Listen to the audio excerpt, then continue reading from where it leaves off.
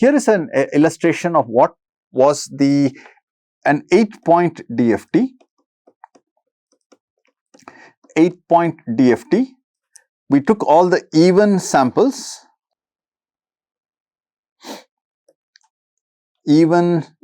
samples of x of n, even samples of x of n, and then we had the odd samples of x of n, odd samples of x of n. Okay, each of them was a 4-point DFT. 4-point DFT, and then we obtained the corresponding DFT 4-point DFT coefficients. This was g of k, and what we have obtained here are h of k, 4-point DFT coefficients. Each of these are multiplied by the scale factor g of k. You add h of k with a corresponding scale factor. What was the scale factor that was given to us? The scale factor was given in this fashion. Verify that this is indeed the scale factor that we are applying. Okay, so let's write it down. X of k, the 8-point DFT, x of k is equal to g of k plus w n k h of k. Just verify that is the expression that we have obtained. W n k h of k. Okay, so if you want to get x of 0, let us take x of 2. X of 2, what do we need to do? We have to take g of 2 w n squared h of 2. Okay, and supposing you want to get x of 6. Okay, what you will need is g of 6. This is the same as g of 6 minus 4. That will be the same as g of 2. So g of 6 is the same as g of 2.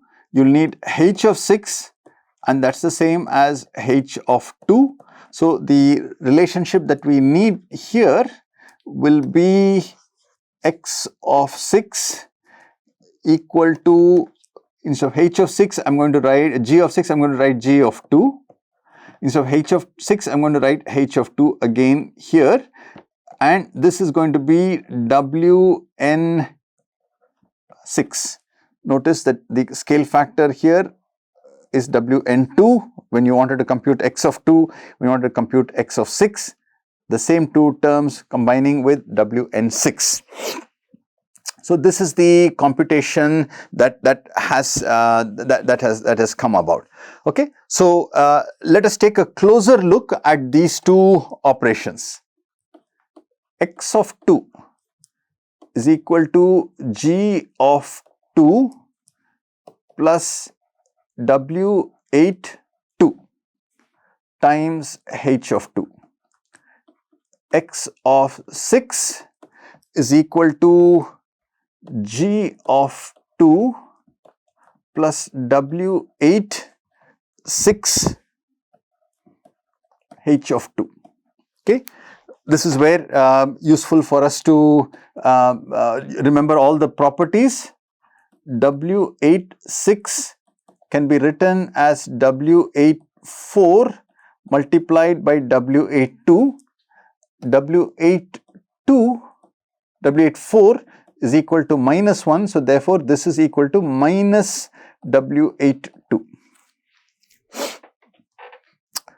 Okay, so this computation of x2 and x6, which can be represented in the following fashion. We call it a butterfly. So basically, it's got a crisscross operation. So input is g of 2 and the other input that we have is h of 2.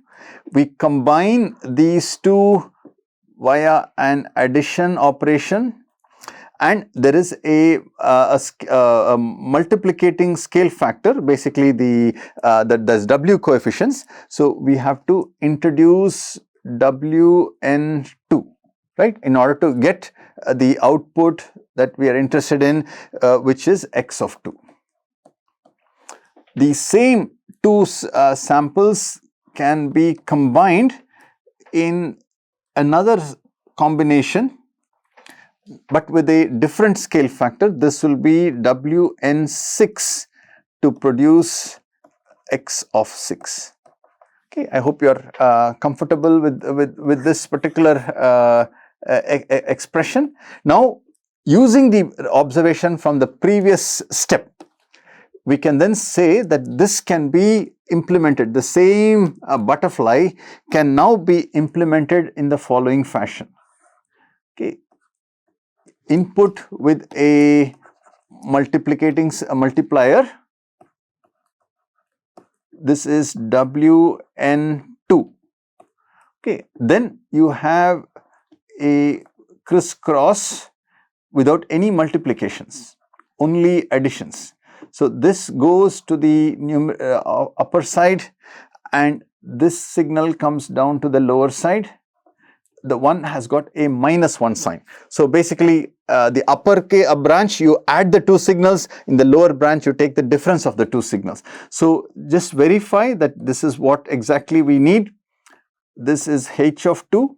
So basically, g of 2 plus Wn2 h of 2 added together will give us x of 2.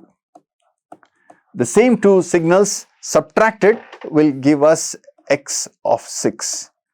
So notice how the n/2 point DFT has been n point DFT has been split as two n/2 point DFTs, and then the scale factors which are used in the addition, right? These scale factors, they have a very strong symmetry relationship. For example, in this butterfly, the upper branch scale factor and the lower branch scale factor are negatives of each other. So you exploit that and say, I don't have to multiply it twice. I multiply the lower branch once with the scale factor and then do addition and subtraction. So basically no more complex multiplies. So you kind of have simplified it. So this is what we call as the twiddle factor. These complex numbers or the complex gains are called the twiddle factors. And then the rest of this operation is called a 2-point butterfly. Two input signals which are added together and then subtracted together. So this is a 2-point butterfly, okay, or a butterfly. Okay, so this is the butterfly operation. So what we are going to now ask you to look at, say, okay, we took an 8-point DFT, split it as two 4-point DFTs. Now I want to take these two 4-point DFT and split it as two 2-point DFTs. Now I need to find what are the even samples of this input of this 4-point DFT. So the even samples, these are going to be the even samples of this 4-point DFT, okay, and the pink ones are going to be the odd samples, though they are originally part of the even samples of the input sequence. But as far as this smaller size DFT is concerned, you will now have to redefine which are the even samples and the odd samples. Okay, once you are able to do that, so similarly here, these are the even samples and these are the odd samples. Okay. Now, if you can apply the same method one more time, then what you will get is a sequence that looks like this. Okay, x0, x4 are the two even samples of going into the, and then x2 and x6 are the two odd samples. These are the even samples, these are the odd samples, and then they are you are doing a 2-point DFT, 2-point DFT for both of them, and basically you have the butterfly with the scale factor. Okay. Now, if you then go ahead and apply it for all the 8 samples, what you get is you get a 2-point DFT, and then you basically a 2-point DFT will be what is a 2-point DFT?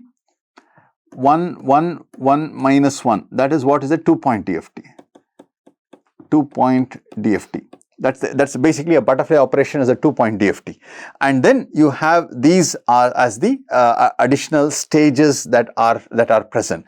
So how many stages will there be in the in the computation of a DFT? How many stages will there be? So basically you start with the first length sequence. Okay, so you have overall n is equal to 2 to the power nu. That's the number of DFT coefficients. Stage 1, what you will have is you will divide it as 2 to the power nu minus 1 point DFT. Okay, that is the first step. You will divide it, and then the second step, 2 to the power nu minus 2. Okay, then eventually it will come down to 2 to the power 1 DFT. Okay, basically you will get this thing. So the number of butterflies or stages of butterflies, what we call as a stage, the number of stages is given by logarithm base 2 of n, which if you substitute is the same as nu. So how many stages of these butterflies will there be? There will be new stages of these butterflies. At every stage you will have a twiddle factor. Okay, remember this expression, there will be a twiddle factor and then there will be a butterfly operation. Okay, so this is the way that we would implement the DFT the algorithm. Starting with an n-point DFT, you split it as 2 n by 2 point DFTs and 4 n by 4 point DFTs and go on. So basically you keep on going to different stages. Okay, so here is a computational complexity estimate. Okay, so finally this is how you would implement a 8-point DFT. Implement 8-point DFT. Okay, or in other words, this is what we call as a 8-point FFT, fast Fourier transform. Okay, twiddle factor, x0, x4, twiddle factor, butterfly. Then you take these two samples, there is a twiddle factor and another butterfly. That's the next stage. So basically this is the stage at which you have, this was the 4-point DFT stage. Then you come to the 2-point DFT stage, basically the reduction by one step, and then finally the remaining operation that we have. So this is where we compute the 8-point DFT. Sorry. This is where we are computing the 8-point DFT, the final stage. This is where we are computing the 4-point DFTs. 2 4-point DFTs are being computed. Okay, and finally here you're doing only the 2-point DFTs. Okay, so these are the ways in which you would implement. Always the structure will have the following operation. Okay, the basic building block. Any time you look at the FFT calculation, decimation in time, it will have the following structure. There will be a twiddle factor and then there will be a 2-point DFT. Okay, so this will be the basic operation that you will encounter in a DFT calculation. Okay, and it doesn't matter what the indices are, this is some 2 inputs. One example was G2, H2, output was X2, X6. So like that there can be arbitrary values. Now, how do we capture this in matrix form? Okay, so this is what the 2-point butterfly is. 1, 1, 1, minus 1. The twiddle factor. It does not have any multiplication for the upper branch, so basically it's a 1. The lower branch has got a multiplication factor WNR. Okay, and then you have the 2 inputs. We will call that as X m minus 1, basically the stage m minus 1, some index p and xm minus 1 another index q. Two samples at the m minus 1th stage of the computation. This will produce for me the samples at the mth stage. Index can be different, you get p prime and you get xm q prime. Okay, what we need to figure out at every stage of the computation, what is p, what is q, what is p prime, what is q prime, and what is the twiddle factor. So this is the inputs, this is the input, this is the twiddle factor,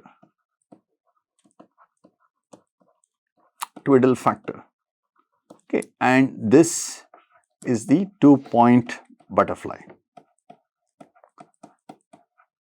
2-point butterfly. Okay, so if you are computing an n-point DFT, that is what we have. So which means you have n complex inputs given by x of n, and you have n complex outputs x of k. Okay, how many stages are there? The number of stages, so we assume n is equal to some power of 2, the number of stages is equal to nu. Okay, at each stage, this is what you will have. Okay, you will have n by 2 butterflies, 2-point butterflies. Okay, and you will have n by 2 twiddle factors. N by 2 twiddle factors. Okay, and this is what gives us the reduction in terms of the complexity. So basically, what we get is the total number of computations is given by n by 2 log base 2 to the power n. Why? Because there are new stages. At each stage, you have these n by 2 operations. N by 2 log n complex multiplies plus n log base 2 n of complex add. So this is how we end up with the overall computational complexity, which is significantly lower. All right, so let me summarize the FFT topic. The FFT topic, we start by saying that the FFT is an efficient implementation of the discrete Fourier transform. We look at what is the computation complexity of one complex multiplication, of one complex addition, and we want to reduce the overall computation by reducing the number of complex multiplies. If you do a direct computation, you will find that you have approximately n squared complex multiplies in for the computation or computing an entire DFT. And then you will have n into n minus 1 complex additions.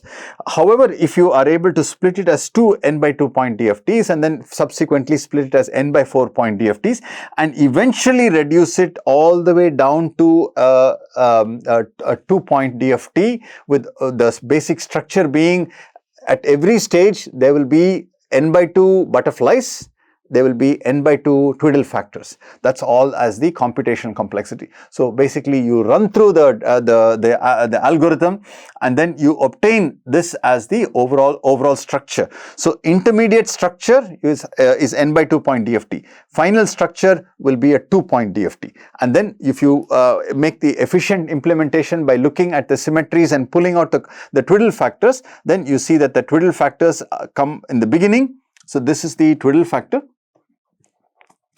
This is the twiddle factor and then the butterfly. Okay, this is the butterfly.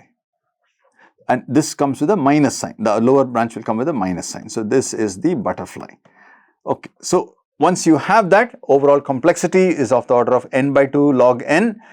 complex multiplies and n log n complex additions. Okay, so that is the concluding point of our discussion. And of course, this is only a signal flow diagram.